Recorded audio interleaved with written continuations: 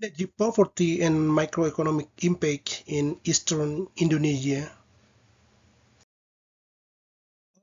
This essay, number one, background, number two, objectivity and research question, number three, literature review, number four, theoretical framework, number five, result, and number six, conclusion. This essay, the energy access in every country is a representative of the growth of the economic, human development, and then environmental sustainability. In Indonesia, we can see the differences between the east and the west of the Indonesian, especially in the part of the eastern Indonesia, such as Papua, Maluku, and the East Nusa Tenggara. They lag behind the Java in the electricity.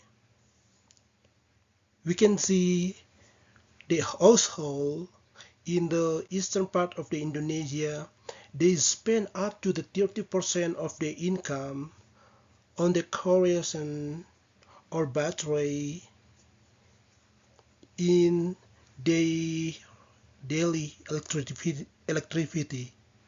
And another thing, they amplify poverty and they restricting investment in the health, education, and the business. And in another things, for example, in education, when they don't have like proper electricity, the children they don't spend like 1 or 2 hours to study in the night.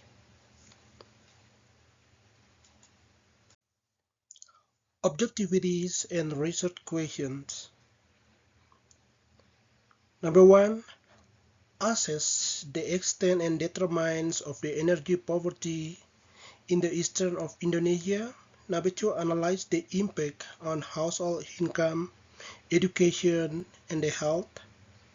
Number three, examine constraint on micro, small, medium enterprise productivity due to unreliable and costly energy, especially for the electricity.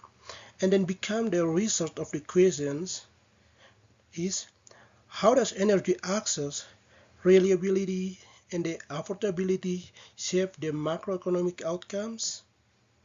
Number second, which pathway link energy service to welfare, income diversification, and human capital? Literature review, regional disparities and microeconomic impact. Based of the region, when we compare the electrification rate with the nation or for Indonesian, right now we have like 99% electrification rate in Indonesia. In Papua, they have a 45%,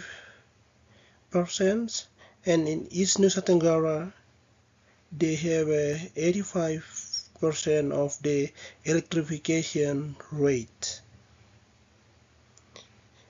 The geographical isolation and the diesel reliance drive the high cost for the electricity, especially in the eastern of Indonesia.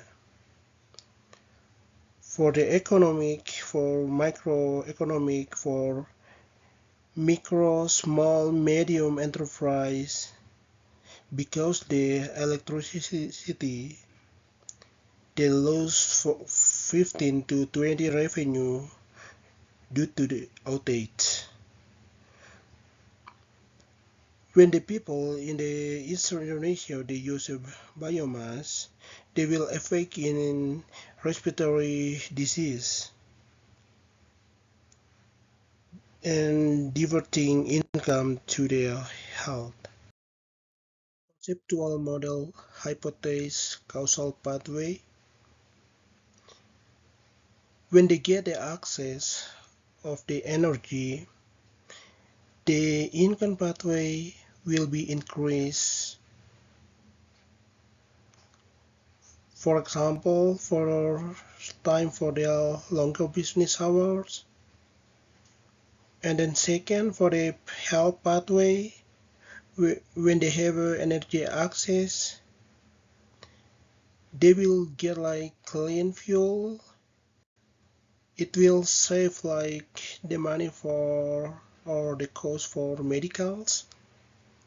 For the education pathway, with the access of the electricity, the student will extend the study hours.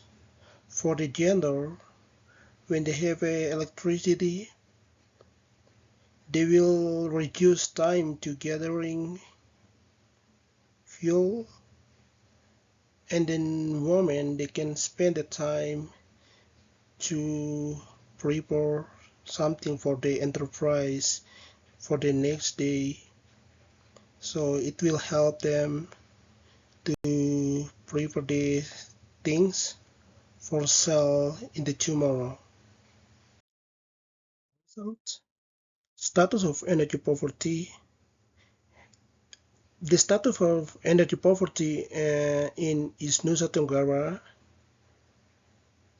is 72% of the area is electrified, and then in the Papua area, for the remote area in the Sam district in the Papua, the electrify is below than 45%. Off-grid solar and diesel can fill the gap, but the suffering of high capital costs, and the poor maintenance and reliability, it will become the issue. The average of the household, they spend 30% of the monthly income to the energy spending. Result for the economic, health, education, and gender impact. For the economic outcome, when they have a stable grid, for example, below than 2 outage a week, they will spend like 2.6 million IDR per month. For the intermittent of grid, they will spend 0.9 million IDR per month. And for the extended business hours, they will spend 4 to 6 hours a day. For the health and expenditures, their respiratory alignment prevalence 30% biomass versus 22% clean. For medical spending, they will spend 2.5k IDR per month. And for the education, they will have like extra hours, 2.3 hours studying at night. It will increase 12% of the final exam score for the children. And the last one for the gender, full collection time will be reduced from 3.8 hours to 1.4 hours a day. And then for Women Enterprise Day, for 17 days per month will be increased to 28 days per month.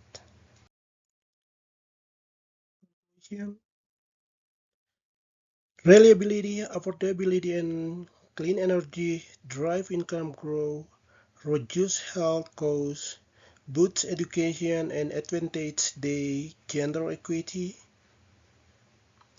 Decentralized renewable mini-grid and a solar home system must be scaled with the long-term maintenance support. For the policy focus, subsidize capital, strengthen the local technical capacity, and integrate community feedback into design.